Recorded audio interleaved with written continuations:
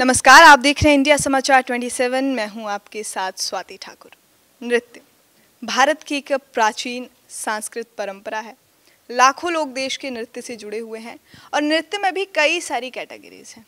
लेकिन आज हम आपको विशेषकर बताने वाले हैं भरतनाट्यम के बारे में। बहुत सारे ऐसे जनता के सवाल हैं जिन सवालों को लेकर आज हम आपकी खास मुलाकात करवाने वाले हैं। हम आपकी मुलाकात करवाएंगे पद्मश्री गीता चंद्रा मैम जी से। आपका बहुत बहुत स्वागत है मैम। साथ ही साथ हम आपकी मुलाकात करवाने वाले हैं इनकी शिष्या शिखा गोसान से। आपका भी बहुत बहुत स्वागत है। गीता मैम, एक सवाल जो सबसे पहले मैं आपसे पूछना चाहूँगी कि भरतनाट्यम क्या है, क्योंकि बहुत सारे मिसकंसेप्शंस हैं, क्योंकि आर्ट फॉर्म ऐसा है कि मिक्स हो जाती है और लोगों को पता नहीं है। मैं आपसे जानना चाहूँगी क्या है भरतनाट्यम। भरतनाट्यम एक क्लासिकल डांस फॉर्म है। हमारे देश में बहुत सारे क्लासिकल फॉर्म्स हैं, जैसे कथक है, ओडिसी है, कथकली है, मोहिनीअट्टम है, मणिपुरी है, छाऊ है, कुचिपुड़ी है।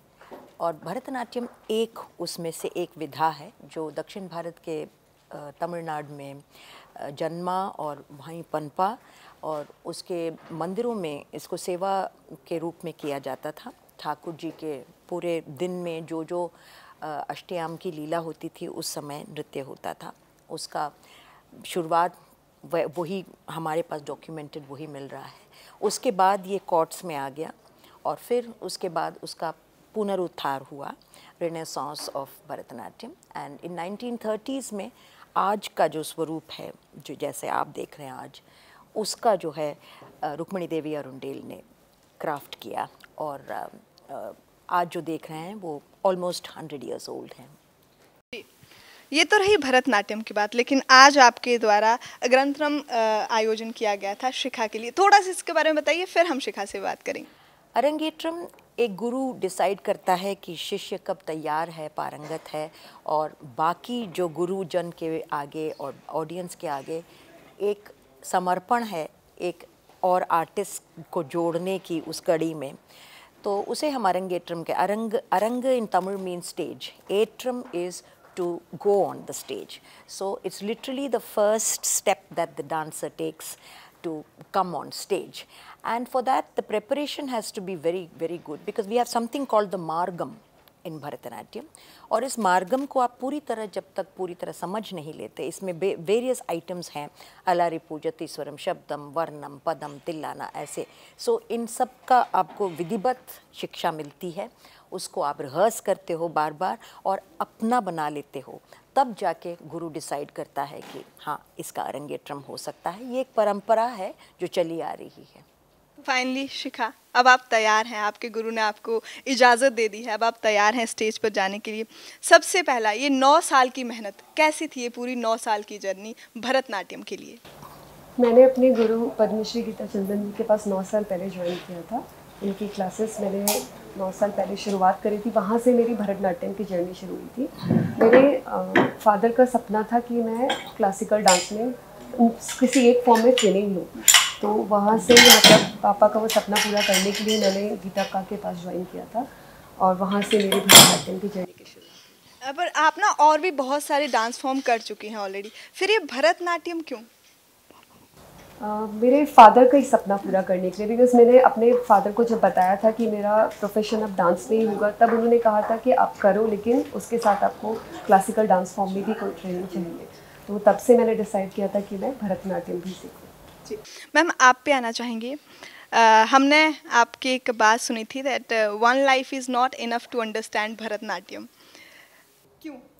मुझे लगता है कि हर एक शैली की अपनी एक खूबसूरती होती है, और ये एक अथाह सागर है, और इसमें कोई नहीं कह सकता कि मैं अब सब कुछ जान गया हूँ या सब कुछ सीख गया हूँ, क्योंकि इसमें इतना कुछ है। पोइट्री है, योग है, स्पिरिचुअलिटी है, फिलॉसफी है, रिदम है, मेलोडी है, स्टोरी टेलिंग है, माइथोलॉजी है। तो मुझे लगता है कि इसको सब सीखने और इसको सब कुछ कुछ जानने के लिए एक लाइफ टाइम कम पड़ता है। देखिए, आपने ना एक अलग अलग फ्यूजन दिए हैं आपने भरतनाट्यम को। मैं इसके बारे में जानना, क्योंकि भरतनाट्यम चलता आ रहा है सदियों से, लेकिन आपने जो इसमें थोड़े मिक्सचर डाले, मैं कहूँगी थोड़े स्पाइसेस आपने जो ऐड किए, इसके बारे में थोड़ा बताइए। मुझे लगता है कि समय के साथ सब कुछ बदलता है। आप आपकी नानी या दादी की तरह नहीं लाइफ बिता रहे हैं। तो जब आपका एंटरटेनमेंट की तरफ, जो आप जिस तरीके से एंटरटेन होना चाहते हैं वो भी बदल रहा है।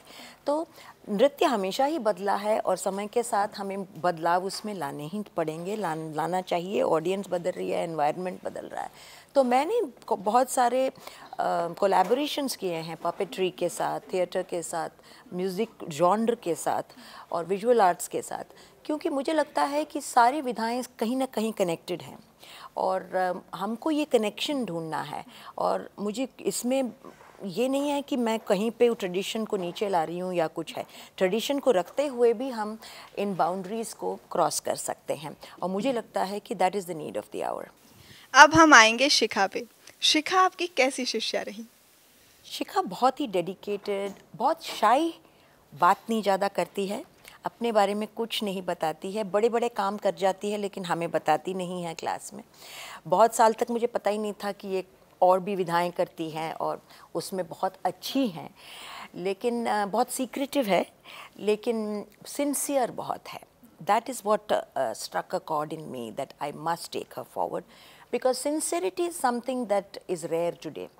हर कोई को थोड़ा कुछ कर लेते हैं, फिर अगला कुछ करना है, फिर अगला कुछ करना है। तो दिस स्थिर, हाँ, एक चीज़ को लेके उसमें जूझना, उसके हाइज एंड लोज को लेना आज की जनरेशन में बहुत कम देखने को मिलता है। तो मुझे लगता है I would give her full marks on that staying power, what we say, कि वो एक चीज़ में रुक के उसमें काम करना, दैट, और डीप घुसना, ये नहीं कि सतह पे रह के ऐसे ही चले जाना।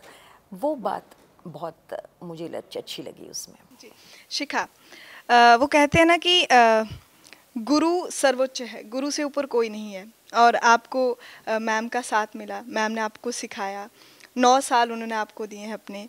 मैं चाहूँगी आप उनके बारे में बताएं थोड़ा। मुझे लगता है कि मैंने अपने पिछले जन्म में कुछ अच्छा कर्म ऐसा किया होगा कि मुझे मेरी गुरु गीता का मिली। और मतलब मुझे लगता है कि ऐसा इतना आसान नहीं है आज की डेट में, ऐसे गुरुओं का आशीर्वाद साथ होना बहुत मुश्किल होता है। आगे की जनरेशन का मुझे पता भी नहीं कि उन लोगों के साथ कैसे ऐसे गुरु का सपोर्ट होगा, नहीं हो पाएगा। तो मैं अपने आप को बहुत लकी समझती हूँ। जो भी गीता का के अंडर लोग सब बहुत लकी है कि हमें ऐसे गुरु की ब्लेसिंग।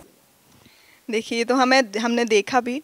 मैम, आपसे एक सवाल है। जब शिखा परफॉर्म कर रहे थे आज कार्यक्रम में, हमने देखा जिस तरह से शिखा परफॉर्म कर रहे थे और जिस तरह से आप उनकी परफॉर्मेंस को देख रही थी, वो बहुत अलग था।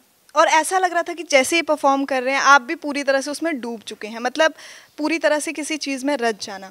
तो मैं आपसे जानना चाहती हूँ कि जब भरतनाट्यम में, जब कोई भी आप डांस परफॉर्म कर रहे होते हो स्टेज पे, कितना जुड़ाव उस परफॉर्मेंस से रहता है? हम लोग की तो लाइफ ही यही है, तो लाइफ से बाहर नहीं है नृत्य, तो यही है लाइफ। और खाते भी इसी के बारे में सोचते हैं, जब कुछ पढ़ भी रहे थे तब भी इसी के पर, ट्रैवल करते तब भी इसी के बारे में सोचते हैं। तो मुझे लगता है कि ये it is our breath, you know, it's our very breath.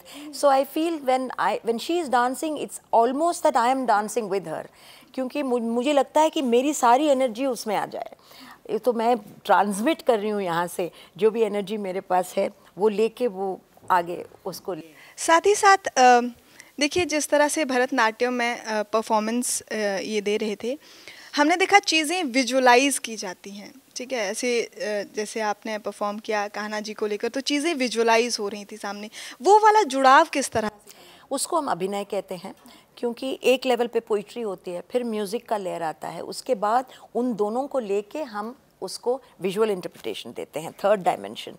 तो मुझे लगता है इन तीनों को समझना, पहले पोइट्री को समझना, फिर म्यूज़िक, उसकी म्यूज़िकलिटी को समझना और फिर उसको इंटरप्रेट करना, यही अभिनय है। और ये अभिनय जो है वो सीखा नहीं जाता, टू सम एक्सटेंट सिखाया जाता है, टेक्निक सिखाया जाता है, लेकिन it's a felt emotion, you have to feel it.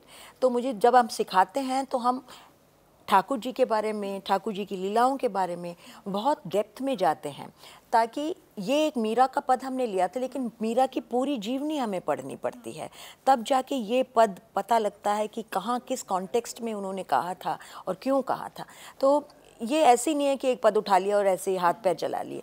तो इसमें एक बहुत प्रोसेस, पीछे का बहुत कुछ होता है, जिसके द्वारा हम इस अभिनय की अभिव्यक्ति जो कहते हैं, जो अंदर है उसको निकालना, वो मेरी एक स्टूडेंट ने आज कहा कि क्योंकि वो टीचिंग में अब आ गई है और उसने कहा मैं अभिनय सिखाना शुरू किया है, और मैंने कहा अक्का कैसे सिखाती हैं, क्योंकि ये तो सिखाना ही इतना मुश्किल है, क्योंकि to emote is not easy.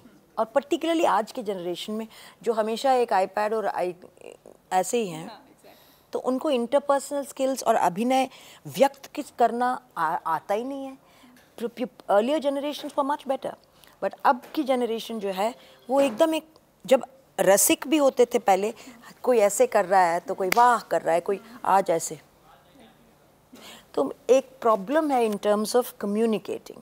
तो मुझे भी लगता है कि with generations have been teaching कि ये एक अलग जनरेशन है जिसमें अभिव्यक्ति के लिए बहुत लगना पड़ता है। एक सवाल मेरा आपसे रहेगा आपकी जर्नी को लेकर। 5 साल की मात्र उम्र, जहाँ पे हमें पता भी नहीं होता, गुड्डे गुड्डियों से भी शायद हमें खेलना पता नहीं होता, हम कैसे खेलेंगे, उस उम्र से आपने शुरू किया। बहुत सारे उतार चढ़ाव आपकी ज़िंदगी में भी आए होंगे, आपका ये सफ़र कैसा रहा? कहना बहुत मुश्किल है, क्योंकि मैं I am already 60, so it's a long journey and I feel it's been very exciting. बहुत एक्साइटिंग था, क्योंकि मुझे लगता है कि हम एक चीज़ को लेके नहीं करते थे, सिर्फ परफॉर्म नहीं करते थे, टीच भी करते थे, कोरियोग्राफ भी करते थे। एक कंपनी भी है मेरी, डांस कंपनी, तो सब को लेके बहुत एक्साइटमेंट रहता है, कुछ ना कुछ चल ही रहा। दिन में एटलीस्ट 4-5 एलिमेंट्स हम लोग एड्रेस करते हैं। फिर conducting, I love to conduct also, तो जैसे नटवांगम करना। तो मुझे लगता है कि इतनी सारी चीज़ें हैं कि बोर होने के लिए समय नहीं है।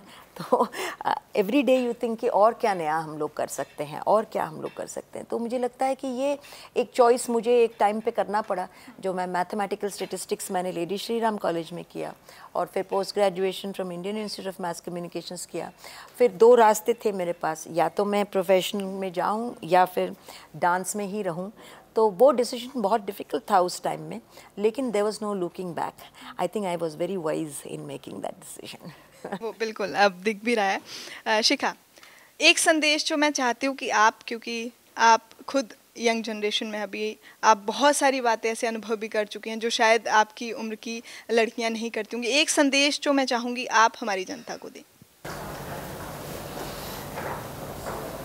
मुझे लगता है कि हम जो भी चीज़ कर रहे हैं, जो भी आर्ट फॉर्म या फिर आप किसी भी फील्ड में, उसको पूरी लगन से करना चाहिए।